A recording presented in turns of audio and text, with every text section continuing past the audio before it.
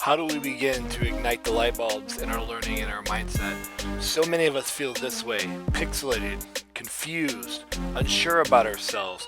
We're lacking confidence, and by we, I'm talking about the educators. And in this day and age where there's so much pressure for us as educators to help the social, emotional, behavior needs of our students, to build confidence in them, to be prepared for the future we don't understand, many of us, students and educators combined, feel like this: sad, unsure, anxiety driven.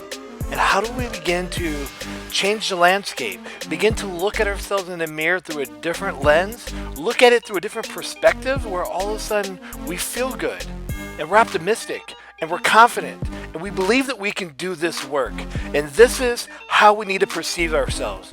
So in this day and age where there's so much focus on getting our students ready, we need to do the work to make sure our teachers are supported and have the PD and the support and the lessons and materials to go out and rock it. Because if we can be confident as educators, then we can be the models to help the students see through the darkness, to begin to have the light bulb ignite and to go off. And it's these moments right here that we're all striving for.